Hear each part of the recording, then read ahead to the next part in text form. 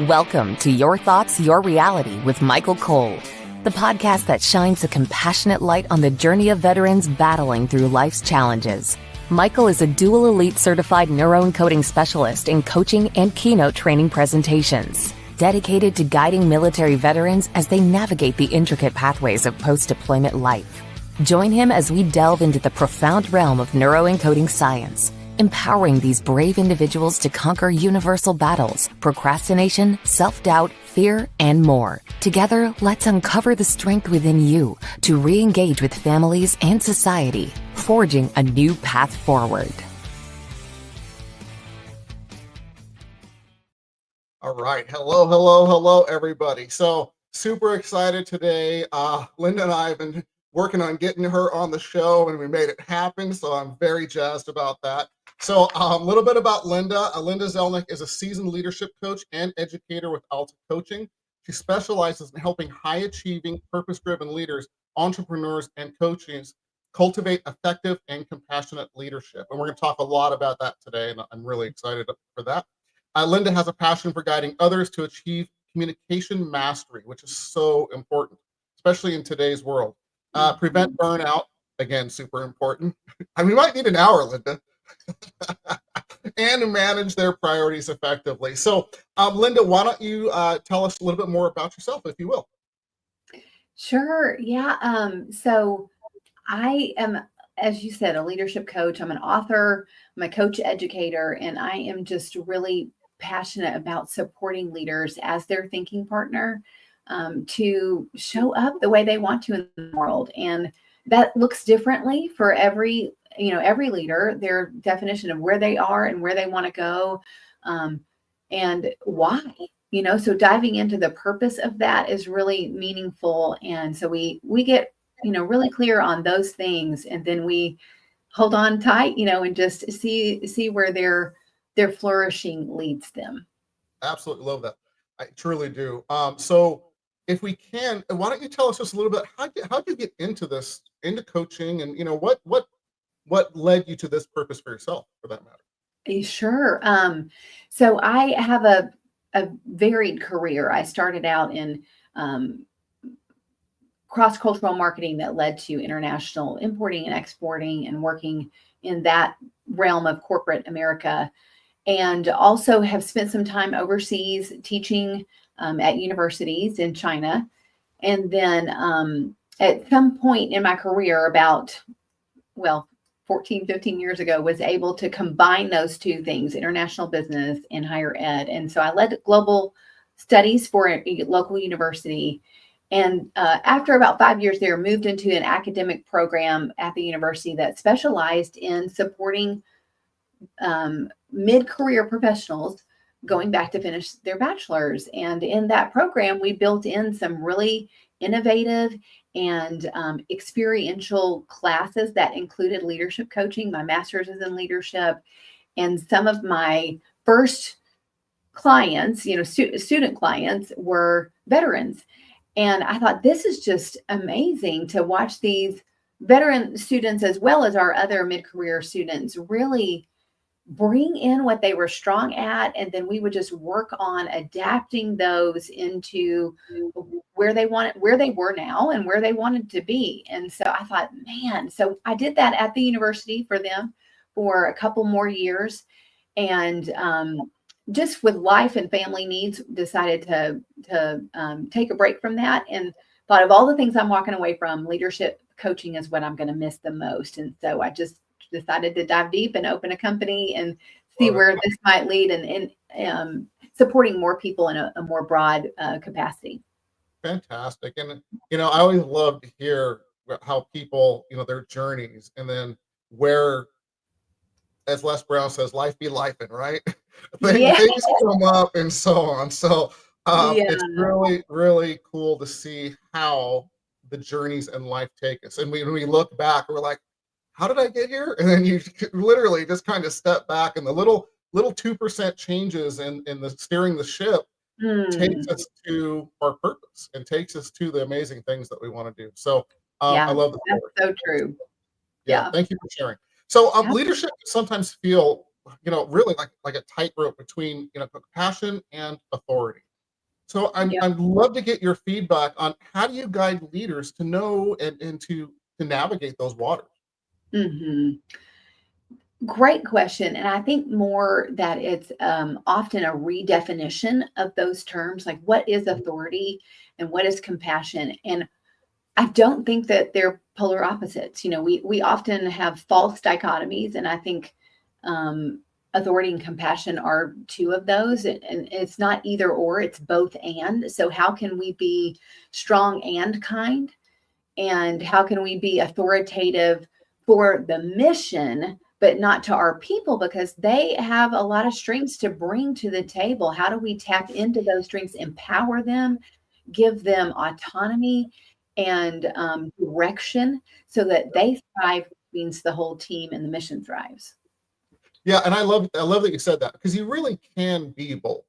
hmm And I think a lot of the authority, it's more just having the respect of the people, that you work with.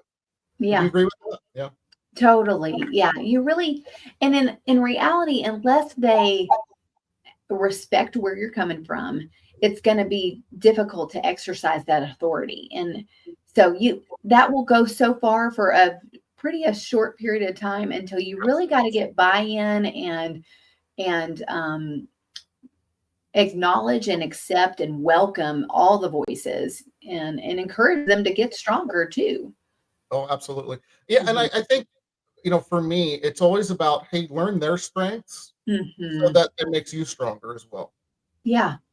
Because you have a team for a reason. Yes. The more minds, the more thought process, the more input, just I think makes you a better leader. Yes. Yes.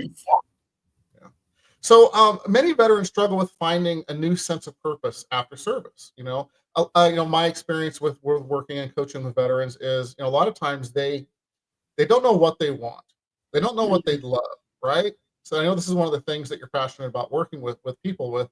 And so, what are some of the, I'm going to say, tricks of the trade, or the things that you do to help people find the why? Mm. Yeah, that's so valuable because you're right. When you're making that big of a shift, a life shift, it can feel like starting over in an overwhelming way. And so, how do I transition from this very clear role that I've been trained and filled for so long into something that into civilian life that doesn't feel, like that construct at all. And it really isn't. There are a lot of different cultural changes. I think the biggest thing that I want to work on with veterans is to say it doesn't have to. Again, it doesn't have to be either or. There are so many of your strengths that we need, and so you don't have to throw all of those things out. Let's welcome them and get clear on what works in your new setting, and then which ones might need to be filtered or developed in a way, transitioned in a way that they fit into the new culture, similar to the way you would if you're assimilating into a foreign culture, different than your own. So it doesn't have to be a total break. And I think that releases some of that pressure valve. Yeah, and I think that's fantastic. So, what would you say? How do I want to say this? What would you say are? Let me go back. I think some of the key things, that the things that veterans forget is what the leadership skills, the Mm, will figure it out.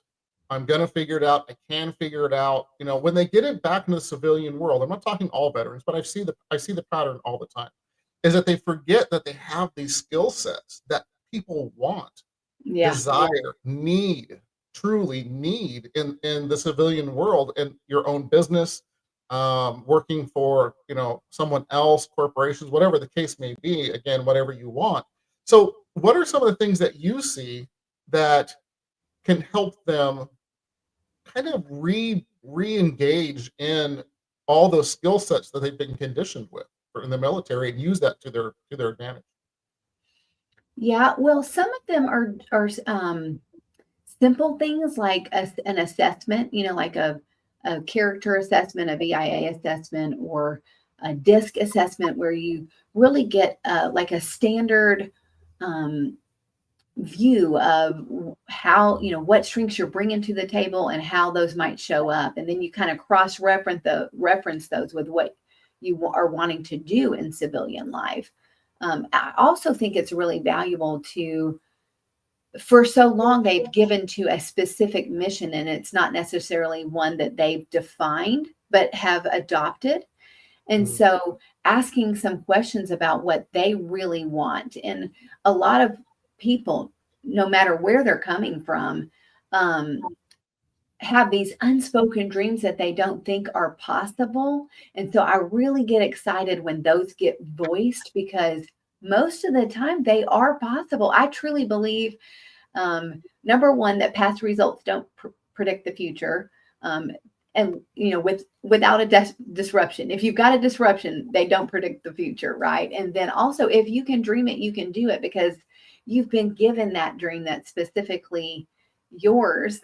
It's not somebody else's. And so I don't think that a dream is impossible if you've been able to see it. And so when we can give them space to dream and see, okay, well, how might that be possible, and what kind of combination of things would lead to that? So I can't remember what your first question, what your question was about that, but it's kind of a combination of having them dream as well as looking at their strengths in a new way. Yeah, and it was just using the skills and things that they learned in the military, and how to use that in civilian life and kind of bring that back out. And I love the way you talked about giving space to dream, because really, Linda, for everybody, civilian, military, first responders, all of us, we need to know what we want. We need to know Yes. what we would love, right? That's really what's important to build the dream. Don't allow yourself to do that, like you said. Yeah, you can't create a path from where you are to where you want to be without knowing where you're starting. The other thing, to your point, and I'm married to a veteran. My husband spent 5 years in the Air Force, and he got a lot of really great training. He is in the mechanical engineering world now, or mechanical contracting world now, and utilizes that training all the time that he got in the military, and has built a great career on it.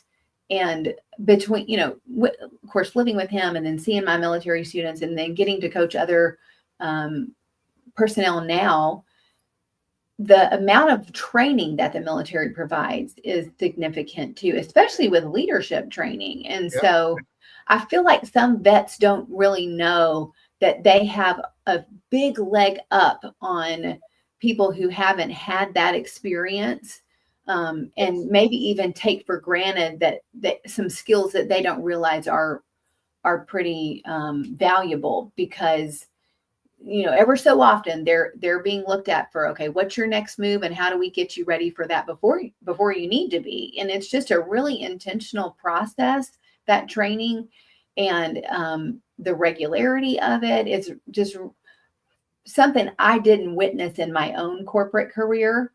And I just am excited that they do have that support on a regular basis for growing and moving and preparing for the next level of responsibility. Absolutely. And I always, again, when I'm doing trainings or coaching, it's as soon as they realize, and again, not everyone, some people come out with a plan, but I've also seen the story, and this is what I deal with a lot, is I'm out, I have a honeymoon phase of woohoo, and then all of a sudden, what am I going to do with my life?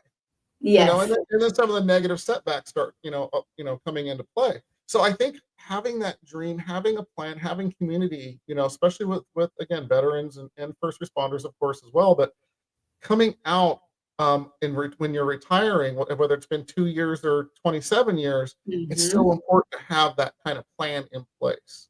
And to what you said about that leadership, you learn all of these skill sets in there that people want.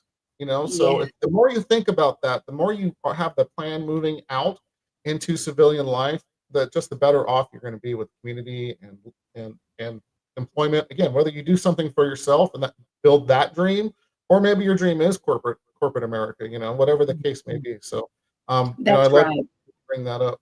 So let me ask you this. Let's go back to the dream, right? And Mhm. with your coaching, for let's use this specific. Um, what are some of the first things when you're coaching with somebody, when you're talking about what you want, right? Because once you know what you want, it's magical how happens, right? It Yes. really is. So let's talk about that. So when you're coaching someone, what are some of the tips or things you give them? Well, so my version of coaching is to really pull that out of them first and to just say, when have you felt on fire before? Love it. What lights you up? What do you get excited about? What makes you angry?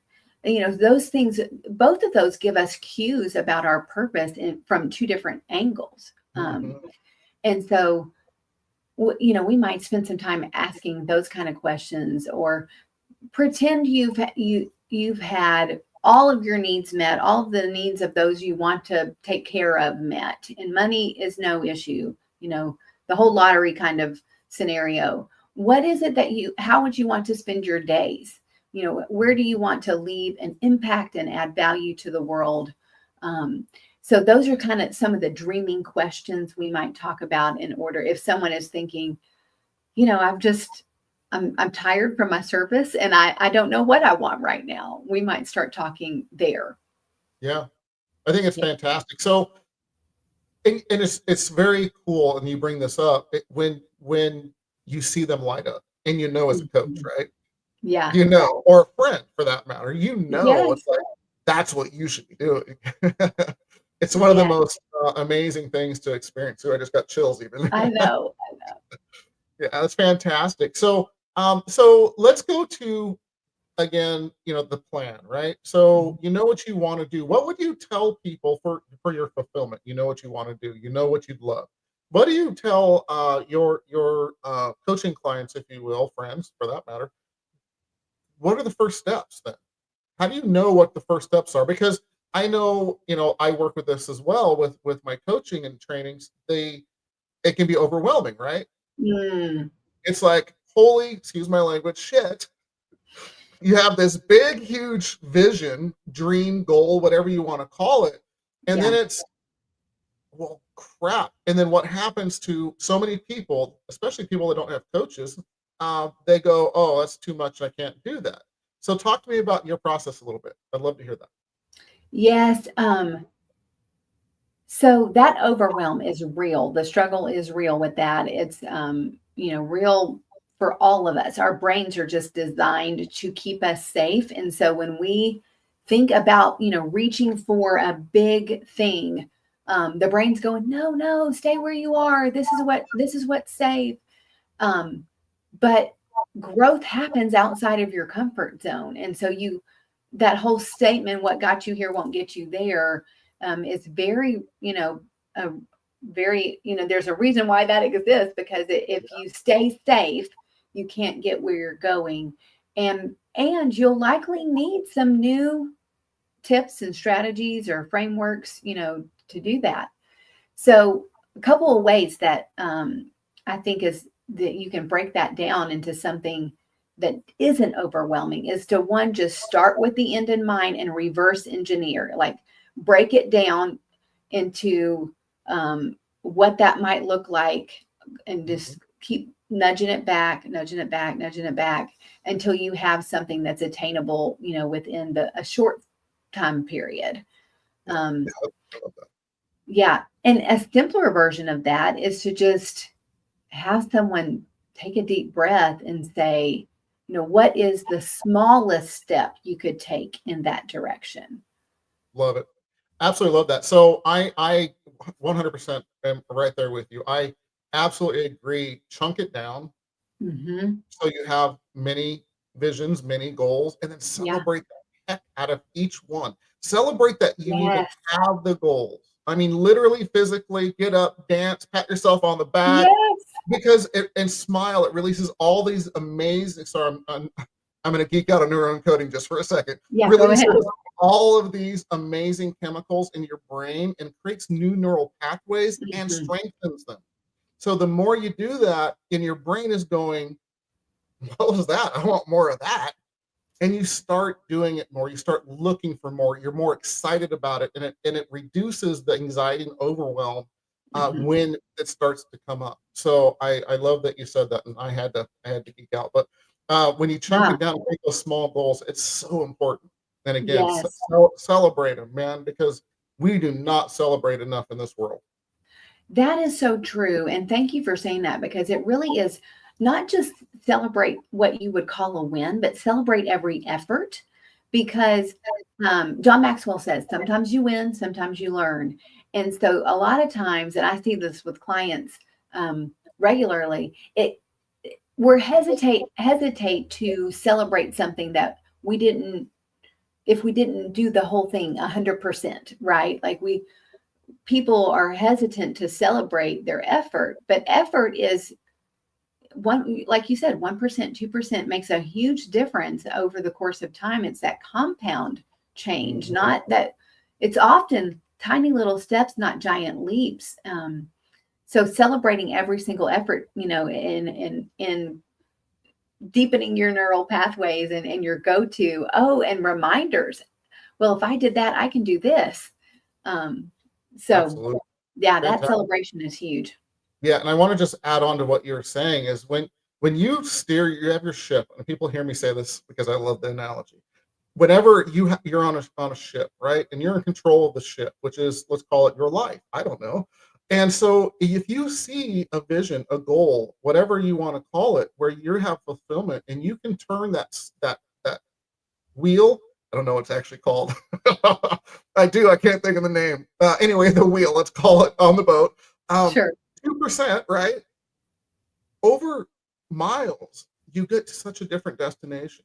Yes. But it's just that 2% change. Taking that Mhm. action, touching base on what you talked about earlier, just take that little action, Mhm. any action, right? Send a Yeah. text, create that plan, Mhm. call somebody that can help you, that's been through it before, a mentor or a coach or something like that. Just Mhm. making that small change changes everything. I Yeah. love that you brought that up. Yeah, Mhm. fantastic. Yeah. So I want to change gears here just a little bit. Okay. Speaking of driving the boat, I want to talk about burnout because it is so common now. And I know Yeah. this is you're very passionate about this. So, Yeah. burnout is, so common for high achievers. Mm. So, what are some early signs that someone might be heading there first? And then I'd like to get into how you move yourself out of that and get excited about things instead of being burnt out. So, if you will, please. Yeah. The first step, if I even rewind to my own burnout, and when I am talking with leaders and they're describing behaviors, on their teams, this remains true over and over again, is that there's a like an apathy or a cynicism where there wasn't before. And that Mm, seems, I think unconnected in a lot of ways. And so it's hard for us to recognize that it is part of burnout. And we don't know that it is part of it. But I do think that's one of the first signs of burnout, is when someone used to be excited about what they're doing and now they feel like what I'm doing doesn't make a difference, or just hostile or cynical in some way. I think that sets in before the exhaustion. yeah, I agree. I think you nailed that, honestly, because you start like, I just don't want to do this, and you're not getting up early and staying up Yeah. late because you're not excited, you're not passionate about it, and Yeah. it's so important. So what would be the next thing? Just I see anger, people Hmm. getting angry, frustrated faster. And I think you're right. I think it's you go through these phases, if you will, with all of that. So Hmm. how do you combat it? Yeah. So this is also a personalized thing. But gratitude is one of the best ways to start combating it. Journaling, focusing on what is good. And it seems simple. It might even seem trite, but it is one of the most universal ways to get out of the frustration and into a more positive outlook. And to start to also feel like you have something that you can do to influence a situation. Because the other thing that the other lie of burnout is that there's nothing you can do about it. So Love that. gratitude is something everyone can do. And then once you start to activate that part of your essence and your mind, your heart, then you start to see some other positive things around you, including what you can influence yourself. And when I look back at my first main season of burnout, I really realize now that, yes, there was a lot of work to be done, but the way I approached my work was just as much, if not more so, a part of my road to burnout. And so Right. realizing that we've got agency and that we do have choices is something that's hard to do when you're exhausted. But the gratitude can start to open your mind up to, okay, well, I can't change the workload necessarily, but I can change how I'm managing it. And so just looking for, again, smallest steps possible, and getting some wins under your belt with those is what leads you down into, recovery or prevention. Yeah, fantastic. So, I do something myself. So everything I do with my clients, I do myself, right? Because Yes. I don't teach theory, right? I want to know it works. Otherwise, I'm not going Right. to tell you to go do something. I'm like, it might work. I don't know. I'm not that guy, right? Yeah. So what if you talk about small steps. So what if we could just do one thing today? Let me give this little tidbit. What if we changed I have to, I need to I get to? One Yes. word. One word change. I challenge everybody here that's listening and later on the podcast and so on. Try it for one day. Change your vocabulary one word and see if that doesn't change your perception and your energy just by changing one. Mm-hmm. Yeah. So Yeah. I really, Words really love have that you so brought that. much power. Yes. Yeah. Yeah. I Because I'm love just gonna that. go, I'm gonna go off on something. Your thoughts. Hold on. I always can't point to are your reality.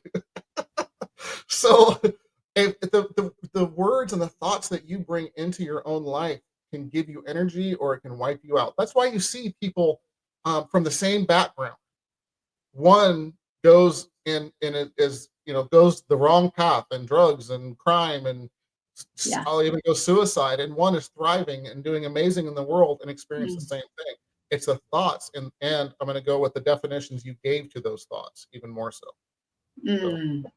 I love Yeah. that you bring that up. So, with that said, we're almost done with the show. So I want to make sure people can reach out to you. So anybody that wants to reach out to Linda, how do we reach you? Yeah. So you can reach me at linda@altacoaching.com. That's one way. You're welcome to email me directly. And then also you can find me on LinkedIn. I've also got a YouTube channel and some Instagram presence as well as Facebook. So those are Alta Coaching. And then LinkedIn is Linda Zelnik, PCC or something like that. Okay. So, Yeah. if you can, Linda, I know you're going to share some things. If you Mhm. can, please drop that, in the comments so people can reach you, Yeah. later on. And it looks like my wife just popped on to help with that as well. And Thank thank you, Susan. Yes, thank you, Susan. So, we always give 3 tips to get veterans and their families further faster. So, if you could give us 3 tips to help again veterans and their families just move into that leadership or find out what they want, whatever you want to share that's on your heart. Thank you. The first one would be to just write your dream down. Write down a goal. If you don't want to call it a dream, write down your goal. There are stats that show that people who write down a goal are 50% more likely to achieve it. So, I mean, what a small thing to do is to just take a moment and write it down. that very act of getting it out of your head through your hand onto paper really starts moving you towards it. The second one would be to catch the if it's possible and change it to how. So not if, but how. It's another really powerful language switch that I like to give people, Michael, from, your have to get to. I really like to encourage people to just catch their language, catch if and ask how, because your brain gets focused on whether or not that can happen if you're using the word if. But if you just change it to how, then you're activated into solution mode rather than focusing on the problem. And that's empowering. It is. And then the last thing is another Les Brown quote that has just changed me and the way I think about things. And he says, if you can't control the thoughts that enter your mind, but you can control which thoughts you dwell on. And so, again, those are things that all of us have control over is, where are we going to spend our mental energy? The one that isn't serving us or the one that might lead, or can lead to our flourishing and where we want to be in life. Absolutely love that. Absolutely love that. And all of those are just really amazing, simple tips that you can use every day in your life. So absolutely love that. So Linda, I just want to say thank you. It's been absolute pleasure. I love the tips, the golden nuggets you dropped, and all of those things. Time is, one of the most valuable resources we have as human beings, and we're honored and we thank you for spending, that with us. We don't get that time back. So thank you for spending the time with us. It's such a pleasure, Michael. Thanks so much for having me on. And I hope all of you listening will just lean into these things and see where they lead you. Absolutely love it. And on that note, everybody, guess what? We're out of here. Bye-bye. Thank you for joining us on another insightful journey of Your Thoughts, Your Reality podcast with your host, Michael Cole. We hope the conversation sparked some thoughts that resonate with you. To dive deeper into empowering your thoughts and enhancing your reality, visit empowerperformancestrategies.com. Remember, your thoughts shape your reality, so make them count. Until next time, stay inspired and keep creating the reality you desire. Catch you on the next episode.